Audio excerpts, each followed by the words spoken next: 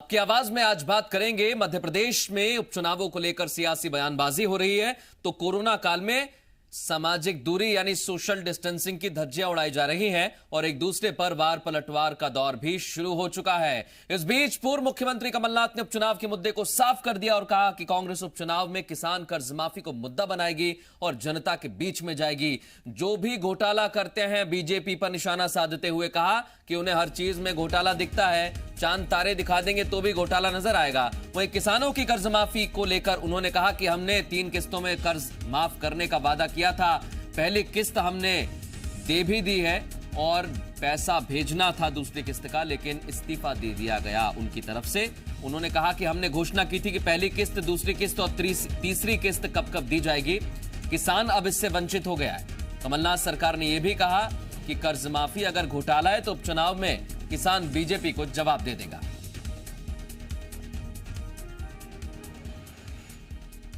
कर्ज माफी स्पष्ट है, घोटाले वालों को हर चीज में घोटाला लगता है।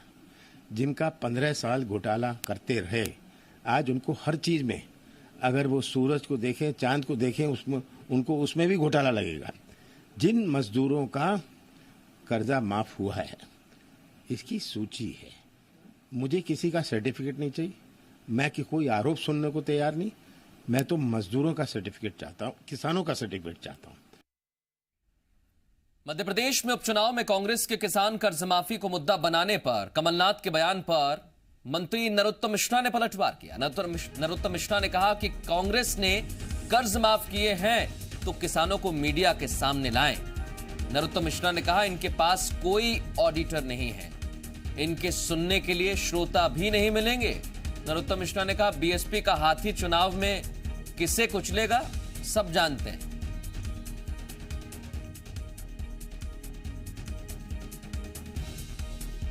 हमने जैसे फर्जी प्रमाण पत्र उनके दस्तखत के आपको दिखाए ना, एसएमएस से तो जारी नहीं किए, व्हाट्सएप पे जारी नहीं किए, फेसबुक पे जारी नहीं किए। उनको भी आपके आगे मध्य प्रदेश को बताना चाहिए कि ये फर्जीवाड़ा चल गया है। एक बार काठ की हाड़ी एक ही बार चढ़ती है, बार बार नहीं चढ़ती। ये इनके पास न तो कोई ऑडिटर है, न कोई डेबिटर है, न कोई वक्ता है और न इनको सुनने के लिए इनके नेताओं को श्रोता आने वाले। बड़ी अचंभा नहीं है, एक हाथ जगह जमानती जब्त हो ले इस बार कांग्रेस की। वहीं पूर्व मंत्री जीतू पटवारी ने बड़ा बयान दिया। चौधरी राकेश सिंह की एंट्री को लेकर उन्होंने कहा है कि अजय सिंह की जो नाराजगी है, उन्होंने कहा टिकट बंटवारे को लेकर कांग्रेस सभी नेताओं की भावना का ख्याल रखेगी। जीतू पटवारी ने यह भी साफ कर दिया कि बीजेपी से नाराज किसी भी नेता पर हम डोरे नहीं डाल रहे, जिस दिन चुनाव होगा बीजेपी को धूल चटा देंगे। न तो हमने डोरे जाने वालों पे डाले थे, न आने वालों पे डालेंगे। कांग्रेस पार्टी के विचार के जो साथ है वो हमेशा उसका स्वागत है, पर उसके इतिहास को चेक किया जाएगा। और दूसरा, वो लालच या किसी प्रकार के नफे नुकसान के बगैर कांग्रेस की विचारधारा अडॉप्ट करता है तो साथ दिया जाएगा। अन्यथा कांग्रेस का कार्यकर्ता एक एक हनुमान जैसा है, बजरंगबली जैसा है। जिस दिन चुनाव उस दिन भारतीय जनता पार्टी को धूल चटा देंगे। कांग्रेस पार्टी जीतेगी और कमलनाथ जी का व्यक्तित्व, उनके किए हुए कार्य और कमलनाथ जी का मध्य प्रदेश समृद्ध बनाने की सोच, विश्व के नक्शे पर मध्य प्रदेश को लाने की सोच, मैं मानता हूं कि मध्य प्रदेश का एक एक व्यक्ति इसको आत्मसात कर रहा है, महसूस कर रहा है। कुछ खास मेहमान इस समय हमारे साथ जुड़ गए। सबसे पहले मेहमानों से आपको मिलवा देते हैं। उमंग सिंघार पूर्व मंत्री हैं, हमारे साथ जुड़ गए, बहुत स्वागत है उमंग सिंघार जी। अजय बिश्नोई जी हमारे साथ जुड़े हैं, ये भी पूर्व में मंत्री रहे हैं। और हरीश दिवेकर हमारे एसोसिएट एडिटर हमारे साथ जुड़ गए हैं। तमाम मसलों को लेकर चर्चा करेंगे, लेकिन उससे पहले एक और अहम खबर आपको बता देते हैं। पूर्व मंत्री गोविंद सिंह का भी एक बयान सामने आ गया है। पूर्व मंत्री गोविंद सिंह ने कहा है कि बीजेपी में जो शामिल हुए हैं कांग्रेस छोड़कर, वो पूर्व विधायकों पर भी हमला करते नजर आए। उन्होंने कहा जो लोग बीजेपी में गए हैं वो पछताएंगे और अभी चुनाव आने वाला है, आटा दाल चावल के भाव भी पता लग जाएंगे। आरएसएस और बीजेपी समानांतर उम्मीदवार लड़ाने की योजना बना रही है। क्या कहा गोविंद सिंह ने, पहले उनको सुनते हैं। विधायक जो गए हैं कांग्रेस से छोड़कर उनसे हमारा कहना है कि आपने जो भूल की है पछताओगे। भारतीय जनता पार्टी की संस्कृति, उनके कृत्य को आप समझते नहीं हैं। अभी तो चुनाव आने वाला, आटा दाल के भाव पता चल जाएंगे उन लोगों को। राष्ट्रीय स्वयंसेवक और भारतीय जनता पार्टी पैरेलल निर्दलीय उम्मीदवार लड़ाने की योजना कर चुके हैं। इनको सबको हराया जाएगा। अजय बिश्नोई जी, गोविंद सिंह कह रहे हैं कि आप बीजेपी और आरएसएस जल्द ही समानांतर उम्मीदवार भी खड़ा करना चाहते हैं। चुनाव की तैयारियां तेज हो रही हैं। नेताओं को सोशल डिस्टेंसिंग का भी ख्याल नहीं है। मेरी आवाज आ रही है कि नहीं? जी बिल्कुल ठीक तरह से सुन पा रहा हूं बिश्नोई जी आपको। चलिए, बहुत अच्छी बात है, धन्यवाद। गोविंद सिंह जी को नमस्कार कर लूं मैं। गोविंद सिंह जी हमारे बड़े पुराने मित्र हैं। जमाने में जिस समय जबलपुर में वो पढ़ा करते थे, तब से हम लोग जो है छात्र राजनीति में साथ साथ काम किए हैं, एक दूसरे के विरोध में रहते हुए और एक दूसरे की दोस्ती बनाए रखते हुए। तो गोविंद सिंह जी को ना आरएसएस की समझ है, ना जनसंघ की, ना भाजपा की। और उनके बारे में हवा दिखा दिखा के तो इन्होंने बहुत दिनों तक सरकारें बना ली, पर आज की तारीख में भाजपा क्या है, जनसंघ क्या है, ये समझने के बाद ही इनके साथी इनको छोड़ के गए हैं। ये समझने के बाद उन्होंने छोड़ा है कि कांग्रेस क्या है। उन्होंने ये समझ लिया कमलनाथ क्या है। उन्होंने समझ लिया कि इनके झांसे और वादे क्या हैं और सिंधिया के प्रति इनके मनों में सम्मान या दूरी कितनी ज्यादा है। उतना सब समझने के बाद ही वो लोग वहां से अलग हुए हैं। चिंता नहीं करें, आटे दाल का भाव किसको पता लगेगा, ये तो मैदान खुलेगा तभी पता चलेगा। अभी ये जो बहुत ज्यादा निश्चिंतता के भाव अपने आप को दिखा रहे हैं, ईमानदारी की बात यह है, आज की तारीख को कांग्रेस को ढूंढे न तो वहां कार्यकर्ता मिल रहा है, बने चुनाव लड़ने और लड़ाने वाला कैंडिडेट तो बहुत दूर की बात है। लेकिन कांग्रेस को कार्यकर्ता नहीं मिल रहा बिश्नोई जी। आपके यहाँ तो कार्यकर्ताओं का ऐसा हुजूम उमड़ा पड़ा है कि उन्हें कोरोना की भी दिक्कत नहीं है। नेता उनसे अपनी विधानसभा में जहां से लड़ने वाले हैं वो उनसे मिलने के लिए पहुंच जाते हैं और वहां पर भीड़ इकट्ठा हो जाती है। देखिए, ईमानदारी की बात यह है कि जहां कहीं भी राजनेता खड़ा होगा भीड़ इकट्ठी होगी। रोज टेलीविजन पे अपन न्यूज देखते हैं और कहीं पर जरा सा भी कोई भी, चाहे किसी भी पार्टी का नेता हो, तो हुजूम से इकट्ठा हो ही जाता है। और आपका ये जो सोशल डिस्टेंसिंग वाला वर्ड है ना, मैं इससे कदापि सहमत नहीं हूं। हम फिजिकल डिस्टेंसिंग की बात करें, हम समाज में रहते हैं, सोशल डिस्टेंसिंग की बात नहीं करें। तो भीड़ जो बढ़ती है वो नहीं जुड़ती है, वो अलग बात है। चुनाव आएंगे इस बार, चुनाव अलग। मैं आपका समर्थन करता हूं, चलिए ठीक है, सोशल डिस्टेंसिंग नहीं फिजिकल डिस्टेंसिंग कह देता हूं। लेकिन आप कह रहे हैं कि जब एक राजनेता खड़ा होता है तो बहुत सारा उसका जो समर्थक है वो उसके आसपास आ जाता है, कार्यकर्ता आ जाता है पार्टी का। लेकिन सर कुछ ऐसी चीजें हैं ना जो जनप्रतिनिधि और अगर नेता है तो उसे सोचनी होंगी। अभी घर से ना निकले, अभी कोई चुनाव तो लड़ा नहीं जा रहा है सर, ना डेट आ गई है, फिर जरूरत क्या है वहां जाने की? ऐसा है कि यदि हम आज की तारीख में घर से नहीं निकले तो अभी ये आरोप लगने लग जाएगा कि हमें कोई जबलपुर की चिंता ही नहीं है, हमको जनता की चिंता नहीं है, हम किसी की मदद नहीं कर रहे हैं, हम किसी की सेवा नहीं कर रहे हैं। देखिए, राजनीतिक व्यक्ति जो है सामाजिक व्यक्ति है और सामाजिक व्यक्ति के साथ ये मजबूरियां हैं, तो उसको घर छोड़ के निकलना पड़ेगा। इसलिए नहीं कि उसको मौज मस्ती करने या तफरी करने के लिए जाना है, उसको इसलिए निकलना पड़ेगा कि दूसरे जो तकलीफ में हैं उनकी तकलीफों को कम किया जा सके। ठीक है, मैं उमंग सिंघार जी के पास जाऊंगा क्योंकि वक्त उनको भी देना है, बराबर का मौका देना है। और उमंग सिंघार जी, मेरे आपसे भी सवाल यही है, क्योंकि एक तरफ कोरोना का संकट है, दूसरी तरफ आपकी पार्टी भी मुद्दा लेकर तैयार है कि हम तो किसान कर्ज माफी को हथियार बनाएंगे और उपचुनाव में जाएंगे। देखिए, ऐसा है कि किसान का जो कर्ज का हमने बात करी थी चुनाव में, तकरीबन हमने 20 लाख किसानों के कर्ज माफ किए और उसमें से भी कई किसान ऐसे थे जिन्हें 10 लाख जो डिफॉल्टर हो गए थे खातों के अंदर, रेगुलर खातों के भी किए, डिफॉल्टर जो लोन नहीं ले सकते थे उनके भी माफ किए। तो उनको दोबारा एक मौका दिया है कि वापस से आप संघर्ष जो कर रहे थे आप कर्ज को लेके, कि आप उठने का एक मौका दिया। महत्वपूर्ण यह है कि आज क्या शिवराज सरकार किसानों की बात करना तो दूर की बात है, आज की वर्तमान स्थिति मजदूरों की बात नहीं कर पा रही है। मजदूरों से सोशल डिस्टेंसिंग रख रही है और नेता जा रहे हैं वहां पर भीड़ लगा रहे हैं क्षेत्रों में और वहां सोशल डिस्टेंसिंग के नियम नहीं आ रहे और मजदूरों से सोशल डिस्टेंसिंग हो रही है, उनके लिए ना बस हो रही, ना गाड़ियां हो रही, ना उनके खातों में पैसे गए।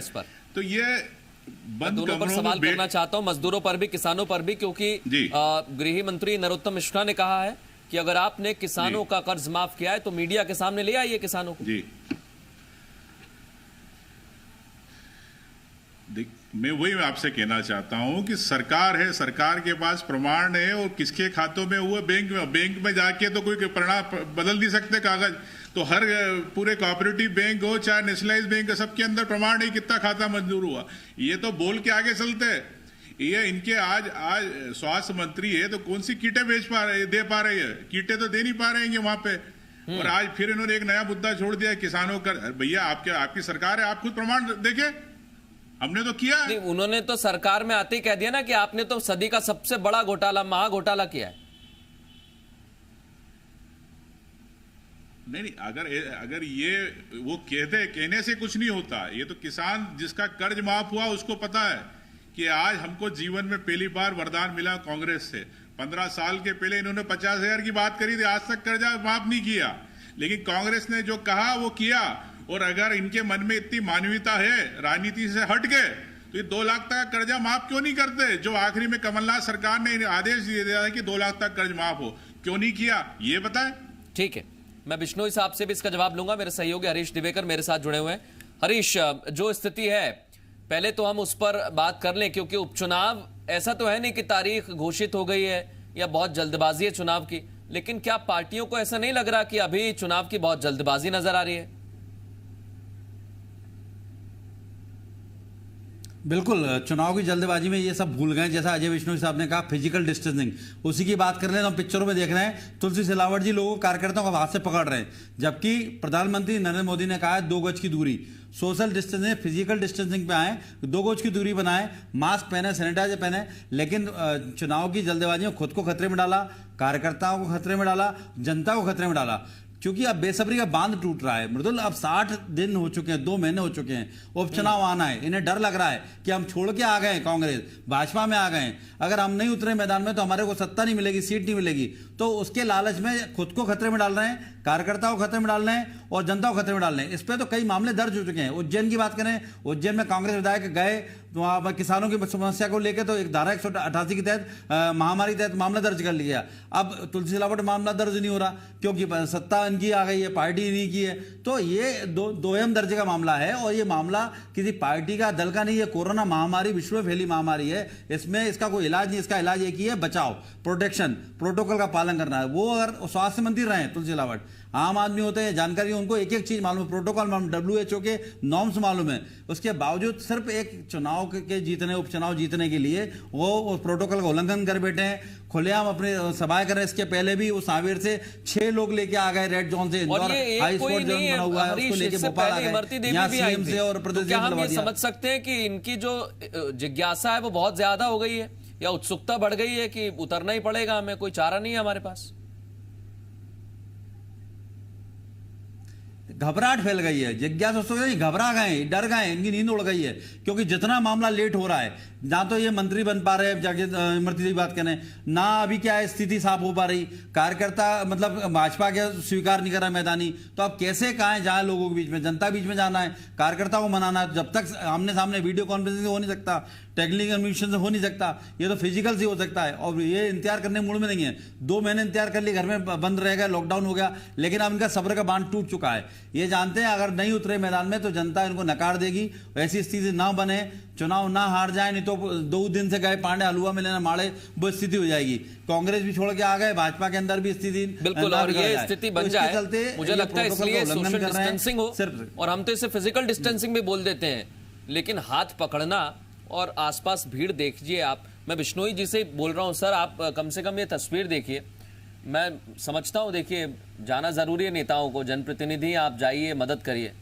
आप एक बार संख्या देखिए सर कार्यकर्ताओं की, टीवी अगर आपके आसपास हो, और फिर आप जवाब दीजिए कैसे हम रोकेंगे इसे। टीवी सामने नहीं है, पर मैं एक बात से जरा लग रहा है ना कि आज डिस्कशन कहीं कंफ्यूजन की तरफ बढ़ रहा है। मेरे को जो आपने बताया था या चर्चा की जो शुरुआत हुई थी, अपन इस मुद्दे पर बातचीत करने वाले हैं कि किसान के को लेके जी ने घोषणा की है कि उनकी पार्टी चुनाव में उतरेगी। अपन उस पर कोई बहस और कोई चर्चा होने वाली थी। अभी चर्चा physical distancing, social distancing, corona और चर्चा उसी मुद्दे पर है। बिश्नोई जी देखिए, मैं आपको साफ कर देता हूं, चर्चा उसी मुद्दे पर है। कमलनाथ ने कह दिया कि हम कर्जमाफी को लेकर उपचुनाव में उतरेंगे, और आपके नेताओं को, 1 मिनट सर, आपके मंत्री को इतनी जल्दबाजी हुई, उन्होंने कहा कमलनाथ सरकार जाने वाली है तो हम भी चुनाव में जाएं, लोगों के बीच में जाएं। और उन्होंने सोशल डिस्टेंसिंग को भी ताक पर रख दिया। इसलिए वही तो हम कह रहे हैं। देखिए, चुनाव के मैदान में आराम क्या जी। प्रतिबंध लगेंगे अभी आज की तारीख में? सामाजिक प्रतिबंधों के अलावा कोई अभी चुनाव आयोग तो कोई प्रतिबंध लगाने वाला नहीं है। लगा भी सकता है, और चुनाव आयोग कोई प्रतिबंध लगा देगा तो उसका पालन भी करना पड़ेगा। परंतु आप एक बात तय मान लीजिए, जब चुनाव होंगे और चुनाव के मैदान में लोग निकलेंगे तो फिजिकल डिस्टेंसिंग का कितना पालन हो पाएगा मैं नहीं समझता हूँ। आज भी तारीख में हम जब निकल रहे हैं, लॉकडाउन जब धीरे धीरे स्लैक डाउन हो रहा है और उसके बाद हम जिन भी दुकानों पे जा रहे हैं, खरीदारी करने जा रहे हैं, बाजार में जा रहे हैं, तो आज की तारीख में वो फिजिकल डिस्टेंसिंग संभव नहीं हो पा रही। आपसे कुछ सिंगार साहब, तो जरूरत नहीं है। आपकी बात पर कुछ उमंग सिंगार कहना चाहते हैं। उमंग सिंगार जी बात करें। मधुल जी, इन्होंने चुनाव का चश्मा पहन लिया है, इन्हें कोई सोशल डिस्टेंसिंग नहीं दिख रही है। और जो चुनाव आयोग की बात कर रहे हैं, तो चुनाव आयोग जब प्रतिबंध लगाएगा, आचार संहिता लगाएगी, उसके पहले चाहते घर घर जाके जनसंपर्क कर ले, घर घर जाके हम किराना दे दे, वो सरकार का जितना भी सत्ता का धन का दुरुपयोग कर सके वो कर रहे। इसीलिए सोशल डिस्टेंसिंग गई। सिर्फ ब्रांडिंग में ये तैयारी कर रहे हैं, जिस प्रकार शिवराज जी आज ब्रांडिंग कर रहे हैं। आज कभी कमलनाथ जी थे, उन्होंने कभी ब्रांडिंग की तरफ ध्यान नहीं दिया। आज जगह जगह आपको पूरे भोपाल में विज्ञापन दिख जाएंगे, सभी दूर दिख जाएंगे। आज वो खाने की जो चीज है, जो दवाई है, उस पे भी शिवराज सिंह जी दिख जाएंगे। तो ये पूरे चुनाव की ब्रांडिंग है। इन्हें किसी मरीज से मतलब नहीं है, इन्हें किसी कोरोना के मजदूर से मतलब नहीं है, इन्हें किसी किसान से मतलब नहीं है।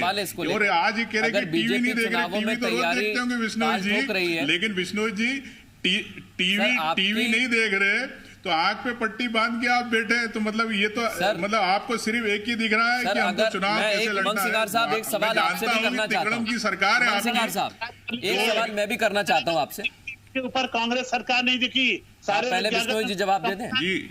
कमलनाथ सरकार दिखती थी। ब्रांडिंग किसने करी है? कांग्रेस छोड़ के कमलनाथ की ब्रांडिंग करी गई है। एक मिनट विष्णु जी, एक सवाल मैं उमंग सिंगार से करना चाहता हूं, उसके बाद आ रहा हूं आपके पास। उमंग सिंगार साहब, छोटा सा सवाल है मेरा। आपने कहा कि बीजेपी के नेता चुनाव में लगे हुए हैं, अगर आपकी पार्टी चुनाव में नहीं जा रही है तो फिर अजय सिंह साहब को क्यों फेसबुक का पोस्ट करना पड़ता है कि कार्यकर्ताओं में जान फूकिए, जो पार्टी छोड़कर गए पुराने नेता उन्हें ना लीजिए? देखिए, ये भी एक डर है। देखिए, विषय आपका यह है कि देखिए, सोशल मीडिया अपनी जगह है, महत्वपूर्ण है कि आज सोशल डिस्टेंसिंग आप वहां पर ग्राउंड पे क्या कर रहे हैं। इनके नेता खुलेआम घूम रहे, हमारे नेता अगर कहीं जाते तो उनपे 188 की कार्रवाई कर दी जाती है, उन लोगों को रोक दिया जाता है। तो ये तो कतनी करनी सामने दिख रही है कि अगर अभी कांग्रेस के कार्यकर्ता जाने लग जाए, नेता लग जाए, 188 की धारा लगा देंगे लोग। वो इनके घूम रहे हैं तो उनपे कोई धारा नहीं, ये तो सरकार का खुलेआम दुरुपयोग कर रहे हैं। बिल्कुल, ये तस्वीर तो हमें हर जगह दिखाई दे रही है। बिश्नोई जी, एक छोटा सा 188 जी, आप कुछ कहना चाह रहे हैं? इनके पास जाने के लिए कोई कार्यकर्ता है नहीं और जाने के लिए कोई मुद्दा नहीं है, कोई इनको सुनने तैयार नहीं है, इसलिए निकल नहीं रहे कांग्रेस के कार्यकर्ता और नेता। ये तो बहाने की बात है। 188 नहीं, वही तो दिक्कत है। देखिए, कोई जाने को तैयार बैठा है, ये देखिए, तो कोई सड़कों पर निकल रहा है। आपसे ज्यादा कार्यकर्ता है। अगर आपके पास कार्यकर्ता नेता होते तो आपको बीजेपी में लेने की जरूरत नहीं पड़ती। कांग्रेस के विधायकों को नहीं थे, इसलिए आपने लिए। आपके पास विधायक नहीं है, आपके पास कार्यकर्ता नहीं है विष्णु जी, इसलिए आपने ये हमारे इतने विधायक लिए आपने। ये भी बता दूं मैं आपको, आपके पास कार्यकर्ता नहीं है, किसी के पास सीट नहीं है और किसी के पास अभी चुनाव में जाने का मौका नहीं है। बहुत सारी चीजें। हरीश, एक छोटा कमेंट आपका लेना चाहता हूं मैं, क्योंकि दोनों ही दल जो है, ऐसा तो लग रहा है पूरी तरीके से चुनावी मोड में आ गए। भले अंदर खानों में आए होंगे, घोषणा अभी नहीं हुई है, लेकिन इतना तो तय है कि उपचुनाव की तैयारियां पूरी हो रही है।